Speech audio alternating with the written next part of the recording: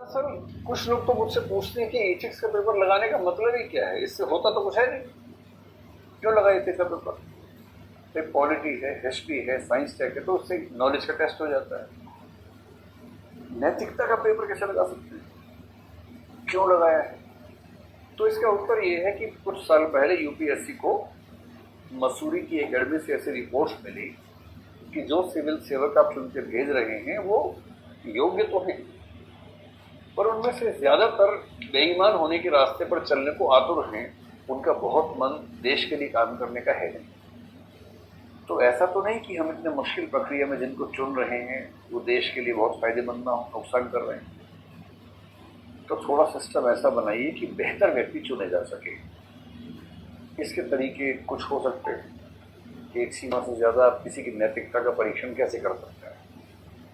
आप सोच के देखिए, आप सबने जब जिंदगी का पहला झूठ बोला होगा, पहला झूठ किस उम्र में बोला होगा? 1.5-2 साल की उम्र में मेरे ख्याल से, या उससे पहले। जब बोलना सीखता है बच्चा 1-1.5 साल का, जब ठीक से हो जाता है, जब उसका उच्चारण साफ होने लगता है, तो झूठ वहीं से बोलना शुरू कर देता है। तो मान लीजिए उसका मन करे चॉकलेट खाने का, मक्खन खाने का,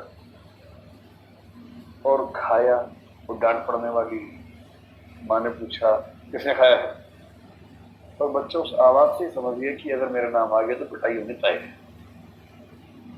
तो वो इस भय से कि मेरी पिटाई ना हो क्या बोलेगा, मुझे तो नहीं पता, मैंने नहीं खाया। हम कृष्ण जी का जिक्र पढ़ते हैं सूरदास के साहित्य में, बहुत रोचक रोचक प्रसंग आते हैं। कृष्ण जी ने मक्खन खा लिया है और छोटा सा बच्चा है, मक्खन खाए भी कैसे, तो मुंह से तो खाया है, उनके गाल पे, नाक पे, आंख पे, माथे पे लगा हुआ मक्खन ठीक से। उनकी माँ ने देखा कि मक्खन की मटकी जो है नीचे गिरी पड़ी है। माँ ने बच्चे को देखा, बच्चे का पूरा चेहरा चिल्ला चिल्ला के बोल रहा है किसी ने खाया है। और माँ ने सोचा इसके मजे लेती हूँ। माँ ने कहा बेटा यहाँ मक्खन रखा हुआ था, अब नहीं दिख रहा है, किसने खाया है? उस छोटे से बालक को लगा कि शायद मेरी माँ को पता चल रहा है। उसने कहा पता नहीं मम्मी किसने खाया है, लगता है चोरी हो गई है। मम्मी भी, और यानी मम्मी कह रही है बेटा सही बात है बेटा। बेटा कह रहे मैंने तो बिल्कुल नहीं खाया। मम्मी कह रही मैं जानती हूँ तू तो खा ही नहीं सकता है। अब मिलके ढूंढते किसने खाया है। और सूरदास ने बड़ा सा छंद लिखा, मैया मोरी मैं नहीं मक्खन खायो, सुनाओ आप तो। तो छोटे छोटे बच्चे अपने छोटे छोटे लालच के लिए छोटे छोटे प्यारे प्यारे झूठ बोलते हैं। 1 साल, 1.5 साल, 2 साल की उम्र से वो बहुत स्वाभाविक है, वो खास बात नहीं। और जरूरत के अनुसार समय के साथ इसकी मात्रा बढ़ भी सकती है। हम सब झूठ बोलते हैं, ऐसा तो है नहीं कि इनमें से कोई नहीं बोलता है। अगर आप में से कोई सत्यवादी हरिश्चंद्र है तो हाथ खड़ा करें, जरा मैं एक बार देखना चाहता हूँ। कोई नहीं है ना, चलो अब सबका सुकून मिल गया होगा सबको, ये सब मेरे जैसे ही हैं, अब टेंशन की बात नहीं है ना। कुछ गलत फहमी दूर कर लेते हैं पहले ही। तो हम सब झूठ बोलते हैं, पहली बात स्पष्ट हो गई। ठीक, अब बताइए कि आप में से कितने लोगों ने आज तक चोरी नहीं की?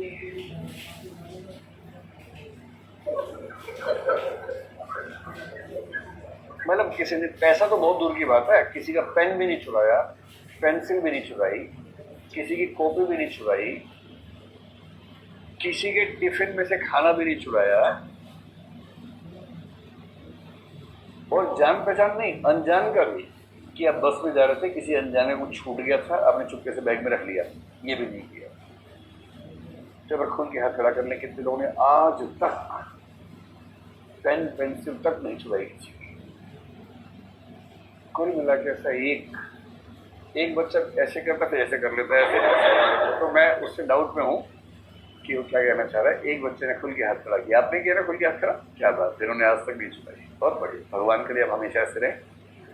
तो एक तय हुआ कि हम में से एक को अगर छोड़ दें, यानी कि 0.2% को छोड़ दें, तो 99.8% व्यक्ति चोर भी हैं। इसमें क्या है, सच तो बोल रहे हैं, कहाँ झूठ बोल रहे हैं, सच तो बोल रहे हैं। अब मैं एक सवाल और पूछूंगा, थोड़ा सा मुश्किल है कि मैं इसलिए कह रहा हूँ कि इसी क्लास में कई लोगों को लगता है कि बहुत बहुत बाबा जी आएंगे नैतिक पाठ पढ़ाएंगे, ऐसा कुछ नहीं होना है। नैतिक पाठ नहीं पढ़ाना है, नैतिकता के कंसेप्ट समझना है, नैतिकता की दुनिया किस तरह से काम करती है ये समझना है। मैं ये नहीं कहना चाह कि मैं बहुत नैतिक व्यक्ति हूँ और आपको नैतिक होना है, मैं ये बिल्कुल नहीं कह रहा हूँ। मैं एकदम साधारण इंसान हूँ। एक साधारण इंसान जितना नैतिक अनैतिक होता है, मैं ठीक वैसा इंसान हूँ। और मैं 1% भी ज्यादा की आपसे उम्मीद नहीं कर रहा कि आप मेरा सम्मान 1% भी ज्यादा करें, एकदम मत कीजिएगा। और मुझे वैसा होने का शौक भी नहीं है कि जो नकली व्यक्ति होते हैं। मेरे लिए सहजता जीवन का सबसे बड़ा वरदान है। मैं तो आपको चाह रहा हूं कि आप भी असहज ना रहें, सहज होकर जीवन को समझ पाए। आप में से कितने लोगों ने आज तक गाली नहीं दी है?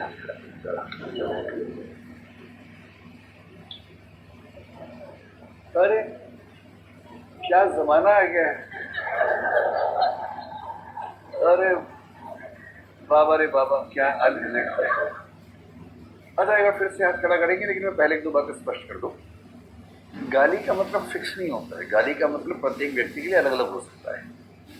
कुछ लोगों का गालियों का स्तर बहुत ही ऊंचा होता है, मात्रा में, तीव्रता में, प्रभाव में। कुछ लोग चरम पे होते हैं, हर सेंटेंस में 5। और छोटे स्तर की बातें नहीं करते हैं, सीधे बड़े स्तर की बात करते हैं। कई लोग हैं जिनकी गालियों का स्तर थोड़ा सा चुतलाता हुआ सा होता है, थोड़ा छोटे स्तर की गालियां देते हैं, लेकिन अपने गुस्से के समय वो छोटी गालियां देके बड़ा सिखा देते हैं। तो वो भी गालियां हैं। ऐसे नहीं सोचना कि इसकी वाली गाली है और मेरे वाली ताली है, नहीं, वो भी गाली है।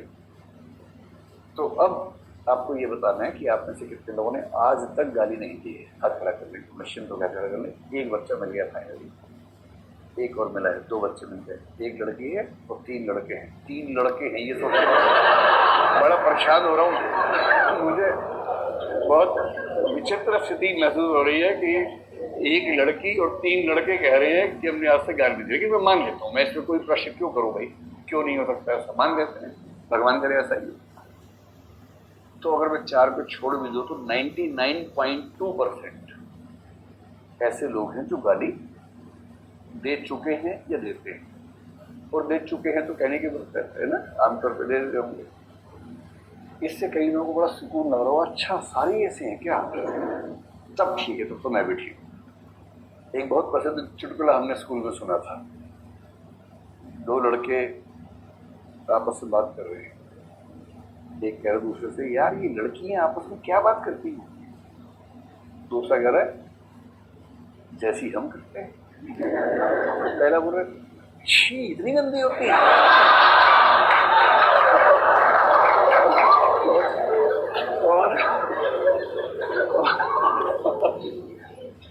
और इसी से पॉल खुल गई और ये समझ में आ गया कि जैसे हमें वैसी वो भी है। जब सब एक जैसे, वो भाई को अब समझ में आया। आप ऐसे जब सब हंसने उसके बाद एक हंसी है, इसका मतलब समझने के प्रोसेस में थोड़ा टाइम लगा, लेकिन भगवान के घर देर थी अंधेर नहीं था, आया समझ में। 3 सेकंड लेट ही तो हुआ पर समझ में आया है। और इसी पर उम्मीद रखनी चाहिए कि आएगा समझ में, एक न एक दिन हम समझेंगे, हम होंगे कामयाब एक दिन। तो ये 3-4 सवालों से आपको ये समझ में आ गया कि दरअसल सब लोग अच्छे और बुरे के मिश्रण हैं। और मैं ये भी जानता हूं कि आप सब लोगों ने कभी ना कभी किसी के हित में कुछ ऐसा किया होगा जिसमें आपका अपना फायदा नहीं होगा, तो आप नैतिक भी। लेकिन जिनको हम सामान्यतः बुरा कहते हैं, झूठ बोलना, गाली देना, ये सब करना, हम सब ने अलग अलग मात्रा में, कभी कम कभी ज्यादा, कभी बहुत कम, किसी किसी ने बहुत ज्यादा, वो सब किया है। और इससे समझ में आता है कि मामला कॉन्टिन्यूम का है, एक तरफा अच्छा एक तरफा बुरा होने का नहीं है, मिश्रण का है, मिक्सिंग का है। और उसी में दुनिया को समझना है।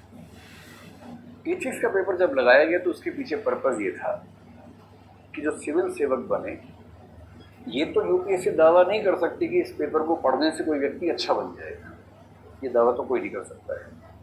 और जब तक हम नार्कोटिक्स के लेवल पर टेस्ट न करें लोगों का, तब तक उनकी नैतिकता का दावा नहीं किया जा सकता। अब यूपीएससी अगर ठान ले, भारत सरकार ठान ले, तो हो तो सकता ही है।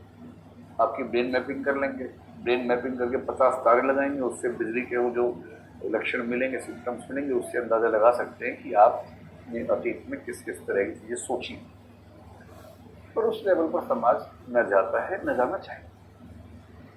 और बाकी आप कितनी भी कोशिश कर लें, अगर कोई व्यक्ति बहुत ही घात किस्म का है तो आप ये दावा कर नहीं सकते कि वो नैतिक है या नैतिक है, क्योंकि वो आपको मतलब बहला सकता है, फुसला सकता है।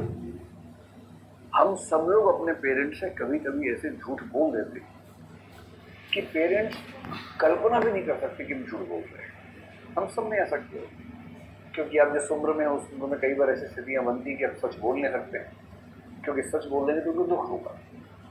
और आप अपनी राय में ठीक काम कर रहे होते हैं, तो करना भी जरूरी है, और उनको दुख ना हो इसलिए आप कुछ और बोल देते हैं।